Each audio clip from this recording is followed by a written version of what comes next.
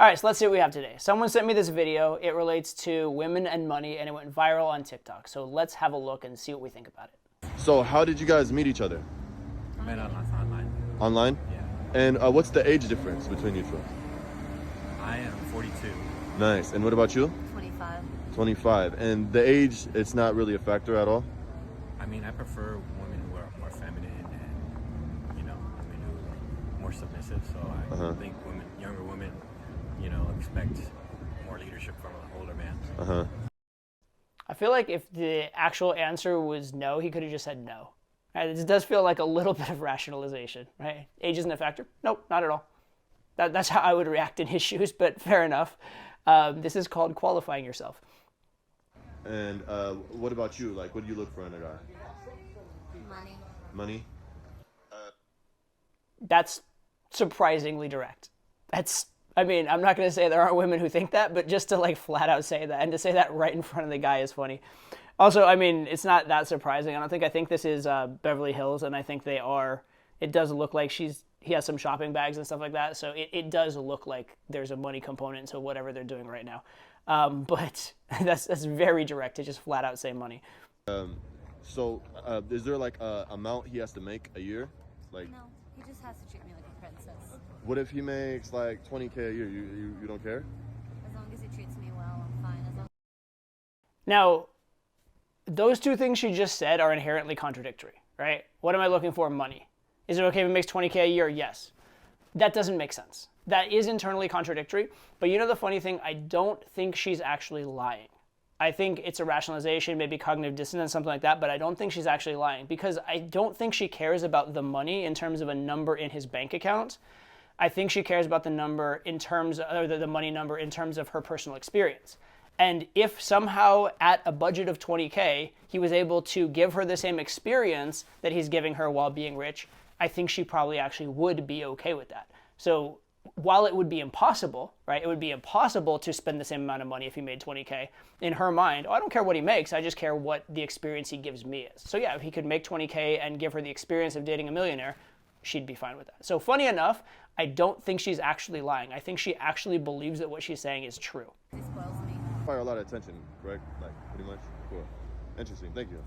What I think is the most interesting about this, though, is the fact that it went super viral, because that doesn't just say something about the two people in the video. It says something about the audience to the video and, to some extent, like the world and their perception of women and men and money and these types of relationships. And that brings up the question of, is money actually useful in getting women or not? Is money useful in keeping women or not? And is there a right or wrong way to use money? And so I want to talk about that right now.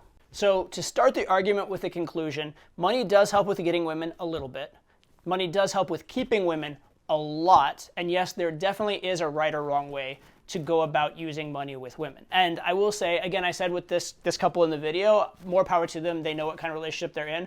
But I will say, I personally wouldn't want to trade places with this guy. I wouldn't personally want to be in this type of relationship. But again, if he's happy, awesome for him. So here's the thing about money and women. A lot of guys think that if they become financially successful, all of a sudden that will solve their women problems. And I can say from experience with a lot of the students I see, that's what they thought, and it just didn't pan out that way. Because if you make a lot of money, but your lifestyle is sitting in front of a computer, not meeting women, you're not going to meet women because women are not going to know you have that money, and also women are not going to get to experience your personality. There are some ways where having money could attract women to you. If, along with having money, you're also famous and your face was out there, that would certainly get women to you. If money was used to get access to good social events and put you around women in a favorable way, then that could bring women into your life. But money per se won't attract women. And in fact, even a girl finding out you have money as a number, just a logical construct of he is wealthy, won't specifically get you women, and if it does, it will only get you explicitly gold-digging women. Because money to women, kind of like what you saw in this video, isn't a factual construct. The woman doesn't care specifically what's in your bank account. That doesn't speak to her evolutionary nature and what attracts her, but she does care how she feels around you, whether she believes you could provide for her and take care of her, and whether she believes you're a winner at life. And so the money thing is sort of a proxy for all of that. So funny enough, a woman, even an explicitly gold-digging woman, might be more attracted to a guy who's mildly wealthy but seems to have a great lifestyle and life to bring her into than she would be to a guy who's extremely wealthy, but seems to have a lame life that doesn't convey that wealth and doesn't seem like he's in control of things and doesn't seem like he's successful. Because again, the woman's not reacting to the number in your bank account, she's reacting to the perceived lifestyle it would give her. So a lot of guys who actually convey some of the elements of wealth without even having wealth. For example, guys like club promoters who have access to cool events have one of the things that women like from wealthy guys, even if they themselves are dirt poor, and they can get a lot of the reactions that wealthy guys think that they should be getting. So as a short answer, does money help you get women? Yes, if used the right way. No, if used the wrong way. Second question, does money help you keep women? In this case, almost universally yes. Because in the courtship process, in the meeting the woman process, that's a bit like the job interview. Dating a woman is a bit like performing the job. And in that case, the girl's going to be a part of your lifestyle. She's going to be a part of your life. And if your life is fundamentally better, then her life when she's around you is fundamentally better. So making money doesn't necessarily help you with meeting women that much, unless, again, you explicitly use it to get access. But it does help with keeping women because you can do cooler, more fun things with them. You can go on nice vacations and women enjoy that, so it fundamentally makes the relationship better. You can go to nicer restaurants instead of going to McDonald's, and that makes the relationship more enjoyable for them. They can stay in your nice apartment instead of your shitty apartment when they're with you, and that makes them feel better about themselves, make them feel like they have a better life and that there's more prospects. And so those types of things actually can help. So money does help with keeping women, doesn't help nearly as much with getting them. But by the way, you don't have to have money to keep women because there are a lot of other elements of good lifestyle as well. And actually, if you are, for example, a young, ambitious kid that doesn't have money yet, if you come off like you're going to be successful in the future, oftentimes women will attribute that success to you already if you're showing signs of it and will give you credit for it even if you haven't gotten there yet. So finally, the most important and most interesting question regarding women and money, which is what is the right way and wrong way to use money? And for this, I'm going to give you two examples. First example is a quick thought experiment. Who do you think more girls have posters of on their wall? Ryan Gosling or the producer who signs Ryan Gosling's paychecks? Obviously Ryan Gosling. We don't even know the other guy's name, right? That's how anonymous he is and how irrelevant he is to pop culture and women and girls wanting to date him. But the person who signs his paycheck is richer than he is, right? One has way more money than the other, but which one are you attracted to? You're attracted to the one that has the apparent lifestyle, the one that has the strappings of success, popularity, public reaction, not this stodgy guy signing a check behind a desk, right?